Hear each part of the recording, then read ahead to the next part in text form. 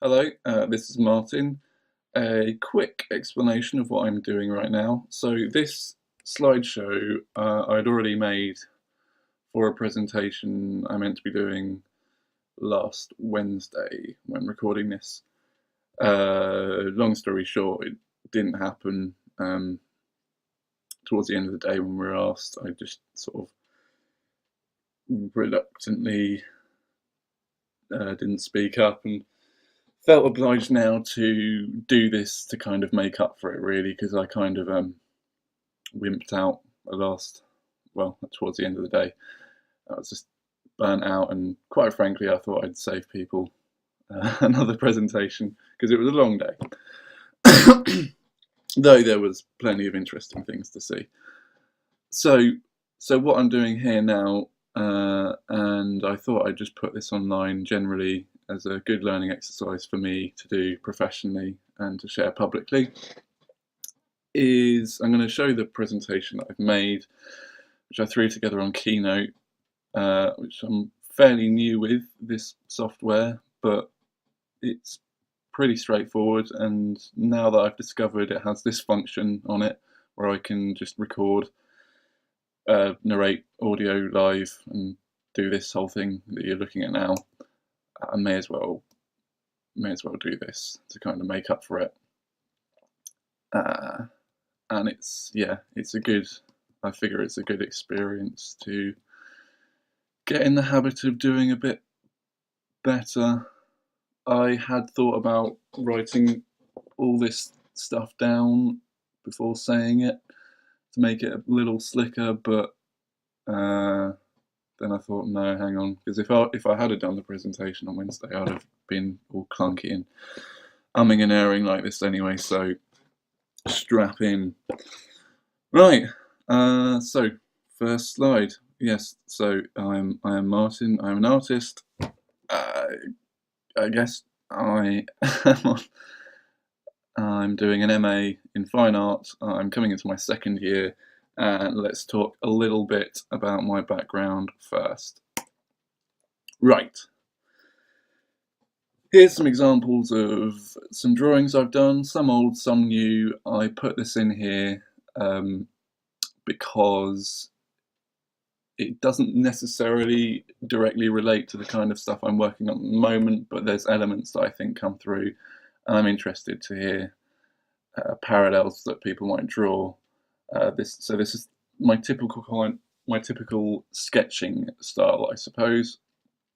I've sort of written erratic lines around a certain uncertainty. So my take on it really is it's all very distorted and scribbly, and there's a manic kind of process to it almost when I start, and slowly I kind of increase the pressure of the lines, and figures become identifiable.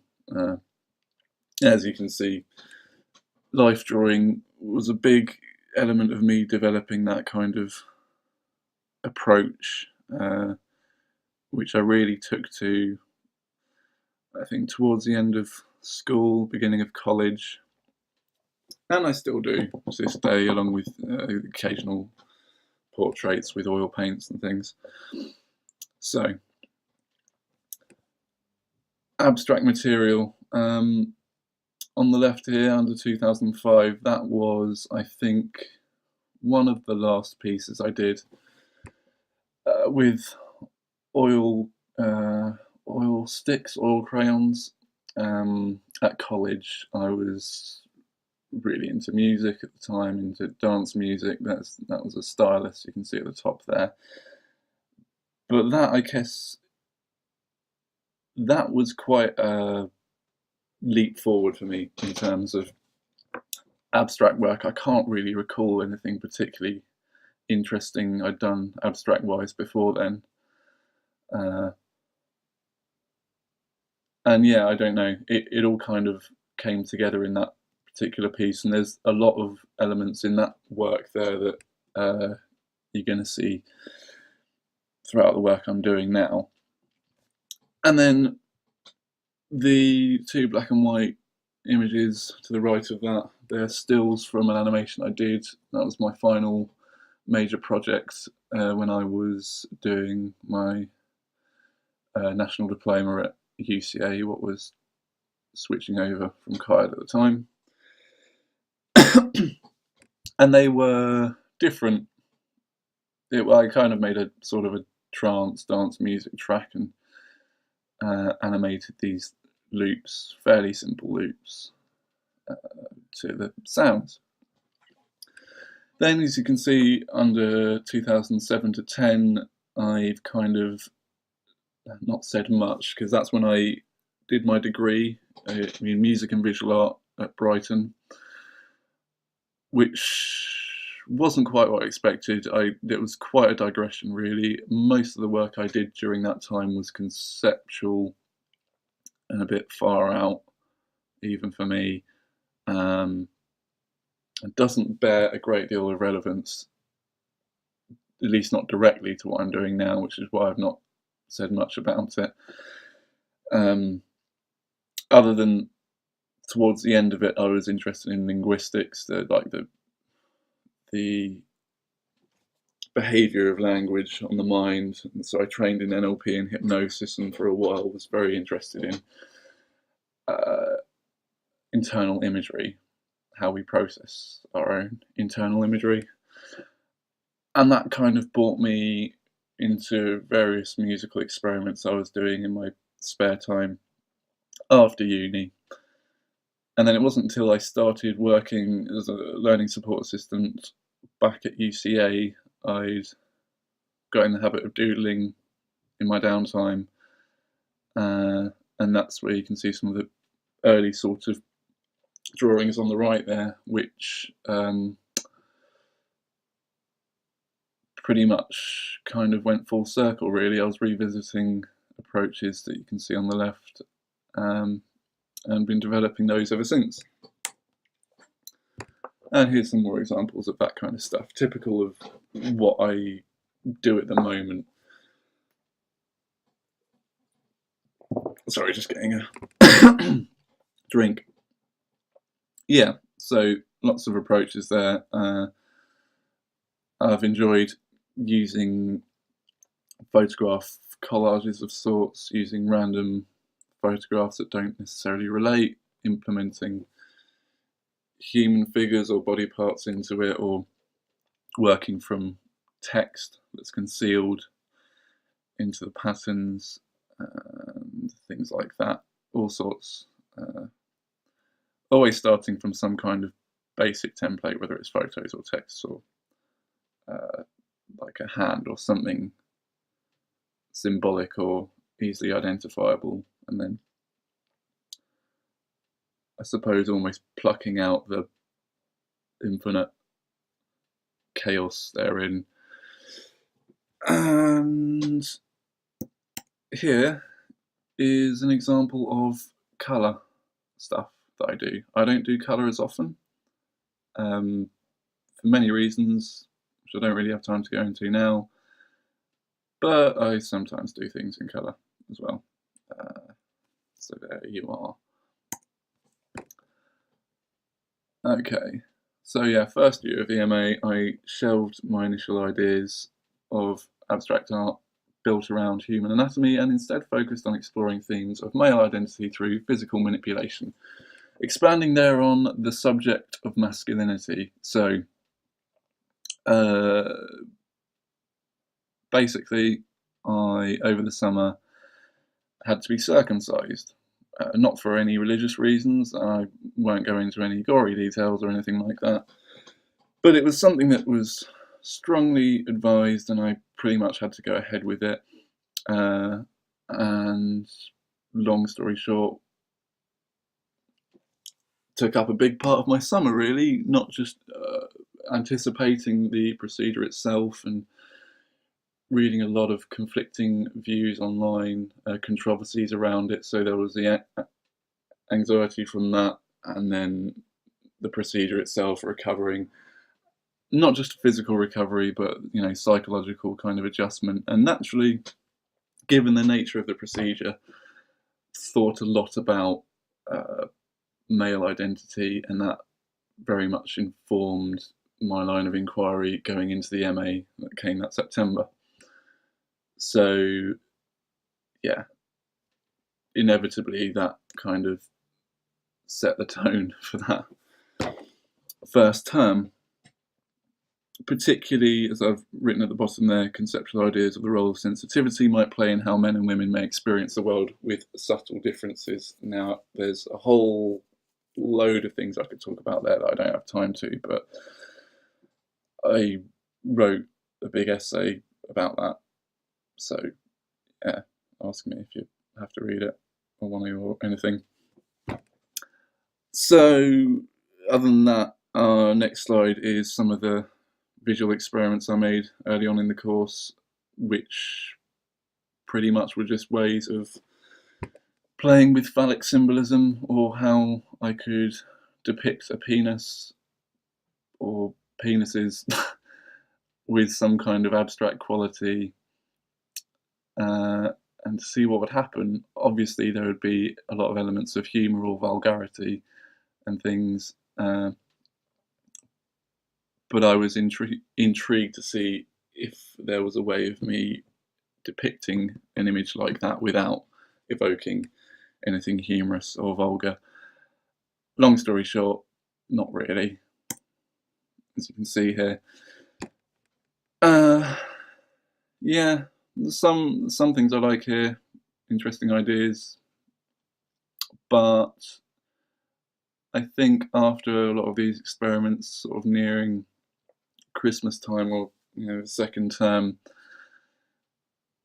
especially after I'd written the essay, I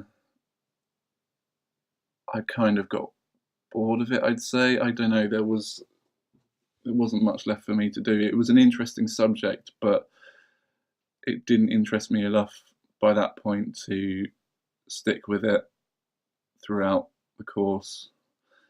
And also there was so many things to do with potential controversy, or upsetting certain people, or being regarded as bold or anything like that. I couldn't really be asked with. I was just trying to have a bit of fun, really, make an interesting creative inquiry whilst drawing loads of cocks. So that was, takes us halfway through the first year. And this is bringing back to what my initial ideas were when I first applied for the MA, before that whole circumcision thing derailed me conceptually for a bit. I was really interested in anatomy, human anatomy in general, so not just the penis, but who doesn't? So this is work I was kind of moving towards after that point. Anything regarding the kind of makeup structure of muscles and bones and things really interested me, particularly the movements. I was thinking about making suits that people could wear and move about with, and try and kind of bring my abstract patterns to life that way, or with animation. So pretty much rotoscoping physical movements, muscular ones, or maybe MRI images or videos, and seeing how far I could expand that with abstract detail, possibly to the point where it's not identifiable from its source content. So kind of looking at natural physical movements and how they can conduct an interesting abstract progression, kind of like music. Well, it is like music, and music's always been heavily on my mind in terms of its behaviour and process. So let's see here now if I can play some of these videos. Here's some ongoing animation methods. Right, that one just there, that I did a few years ago, but just showing for practical reasons. was just a series of drawn portraits I did using the iPad. And it doesn't here, but it loops, so it starts where it begins, and that was a big, as you can see here, just a very basic demonstration idea that I wanted to bring into this project, which was to make animations that looped, to add a sense of fluidity and nature to them, like they're constantly, like a heartbeat, they're just constantly going, living paintings or drawings almost. This is the one I've done most recently, completed most recently.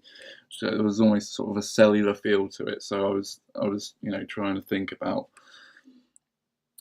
biology and nature in a sense with this, but I wanted to make something that was very almost demanding to look at as well. And oh yeah, here's another little example here. So you get the idea, something that's just constantly there.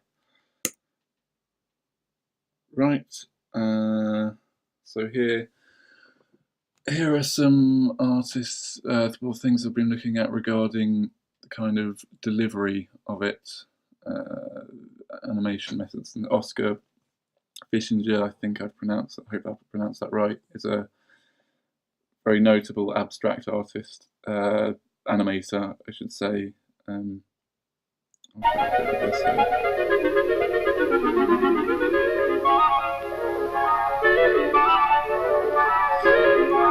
made animations to classical music, which is essentially, animating to music is something I've wanted to do for years, and have done in small amounts.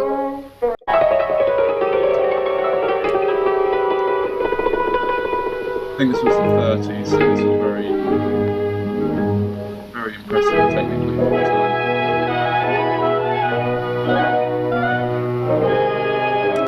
But let's move on. Yeah, he was also, he worked on the film Fantasia for a while, and then they kind of let him go. But I believe this particular scene still has elements of his work in it, if not all his work.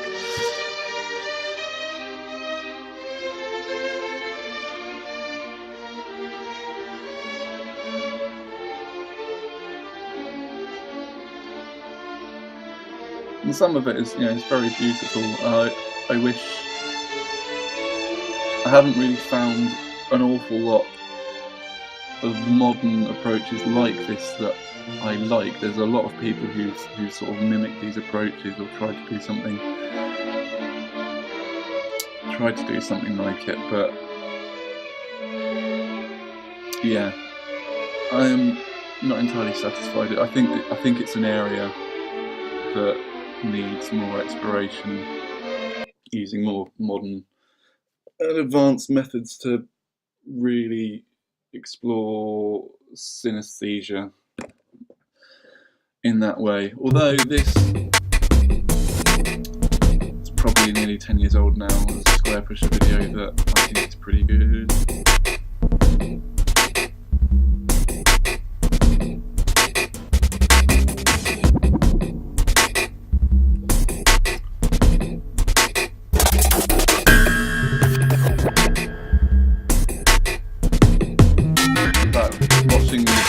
It's been a while. Undoubtedly had some influence on my a little bit.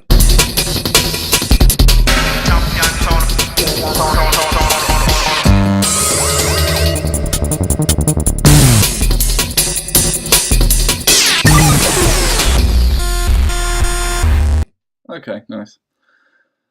And yeah, as I say, music videos, particularly music visuals for like live events, electronic kind of immersive rave, trance type music. I've gotten a lot of inspiration from.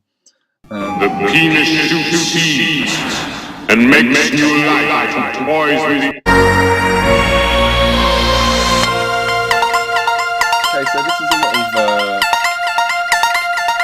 less abstract, but I like the whole overall composition, and you have to imagine this as like split between two screens on a very large stage.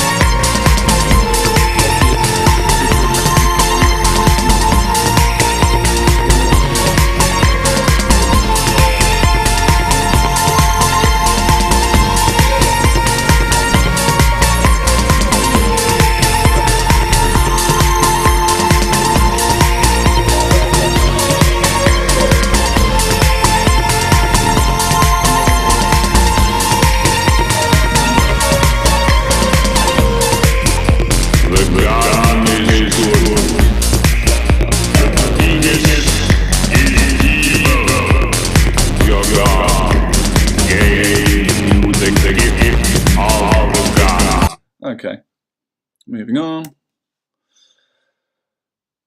Here's some other contemporary artists that have kind of been on my mind in terms of relating abstract work with the human body.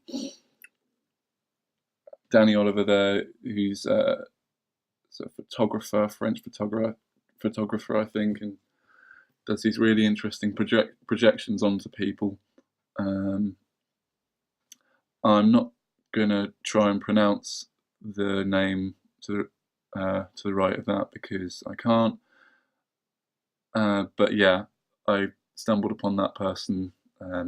It's fantastic work that I really like. That's obviously anatomically focused, but takes interesting abstract liberties. Benedict Drew, I've had a little look at recently. Is this one a video? No, it isn't. I can't play that. But yeah, there's some stills from kind of multimedia installations that I like the aesthetic of. I like the kind of immersive qualities of. Yeah, and I think maybe a lot of that sort of throws back to previous interests in hypnosis and just absorbing people in an experience. I'm more so interested in that side of things than making any kind of societal statement. I think people will interpret those inevitably anyway, and I could get into depth as to why I choose to do one thing or another, but my main priority is to make it engaging and absorbing first, and then have the kind of conceptual stuff elements fall into place afterwards. Oh, that video does work. There we are.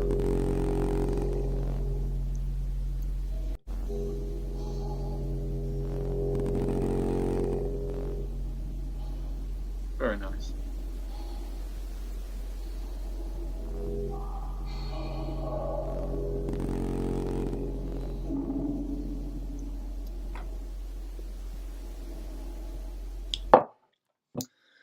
Okay, so here's the process of the piece of work that I'm currently still working on. So I decided I wanted to really explore more of my options with digital media. I've recently gotten some tutorials on Premiere, but there's other programs that I want to sink my teeth into soon as well. And This is actually Photoshop, but as you can see, I wore a glove and just filmed some hand movements on the glove. I drew some basic lines, and then from that traced over them like a rotoscoping effect. And the image on the far right there, you can see some examples of some frames from it. So I came out with just an interesting kind of animation that's still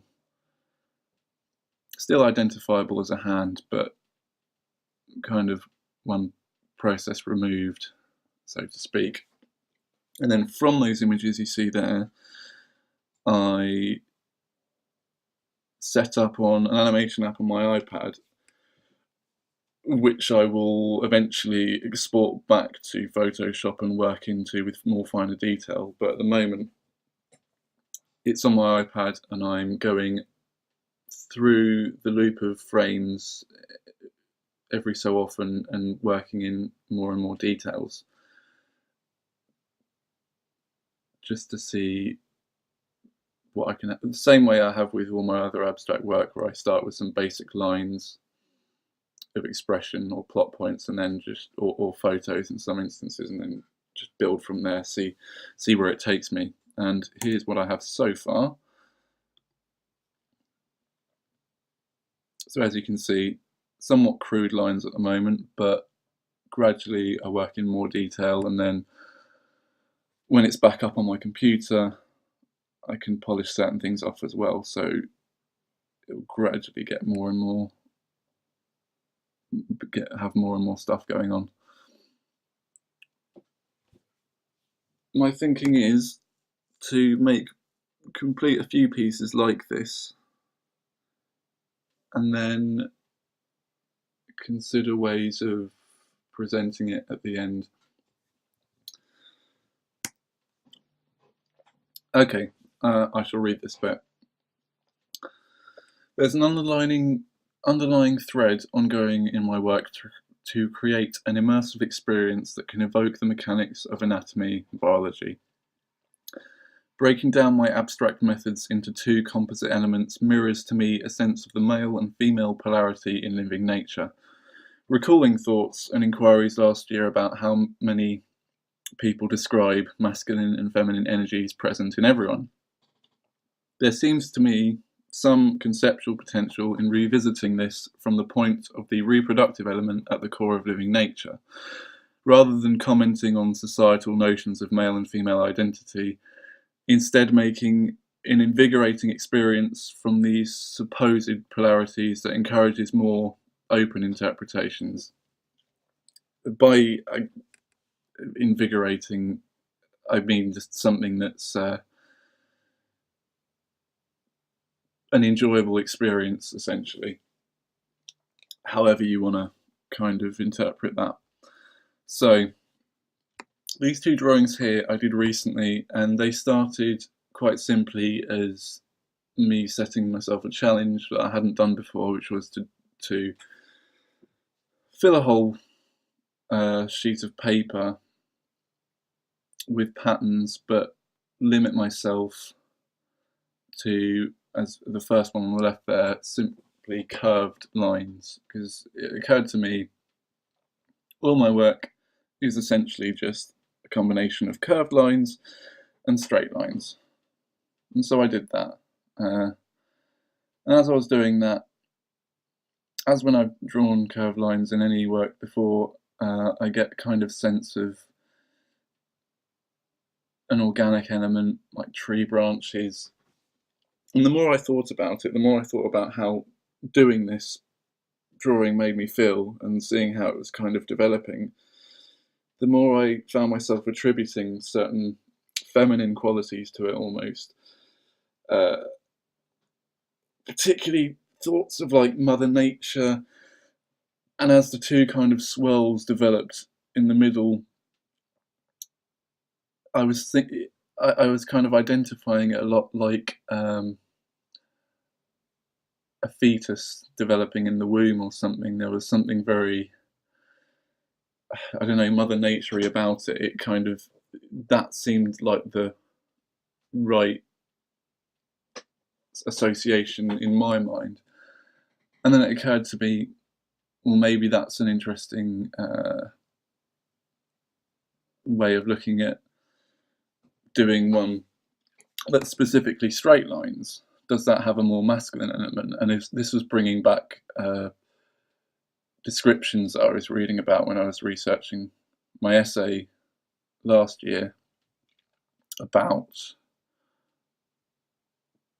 potential differences, whether they're very subtle natural differences between behaviourally speaking between men and women with hormonal influences and things like that, or if it's things that have been culturally indoctrinated or manipulated or whatever. Again, really not trying to make any kind of statement about men and women or anything like that.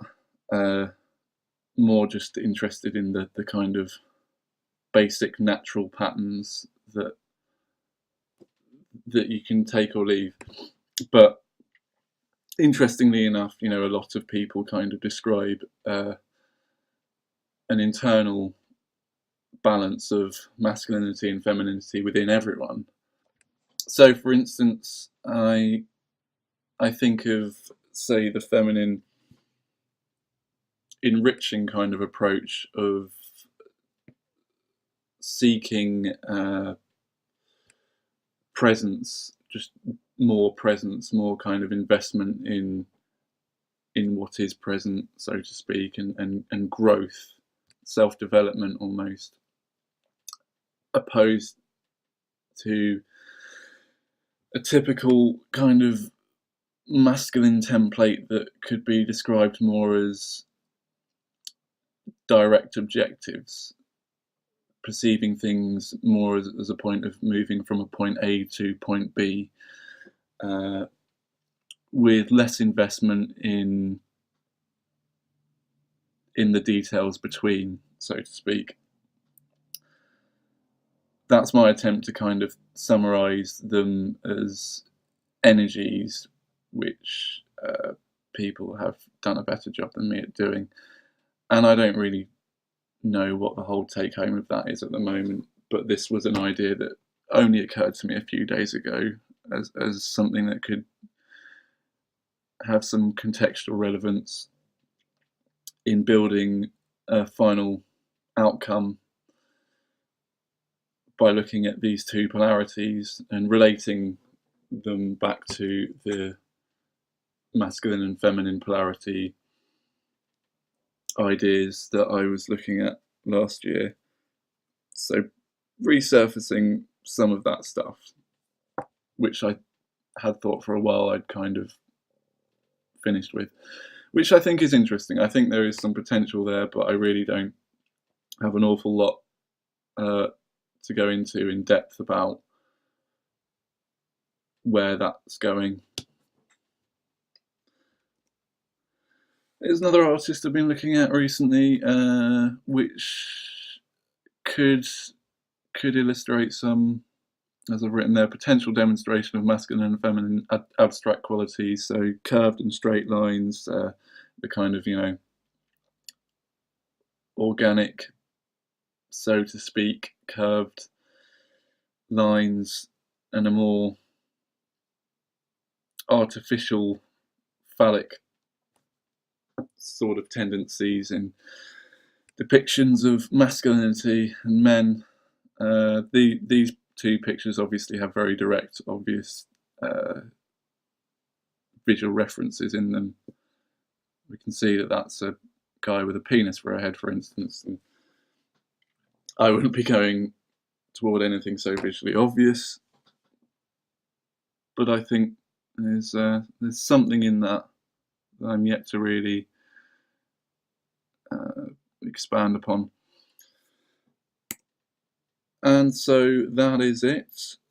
I don't think there's anything else I can think of now. This presentation is an awful lot longer than I thought it would be, so it's just as well I didn't kind of burn myself out too much on Wednesday, I think. But anyway, that's that.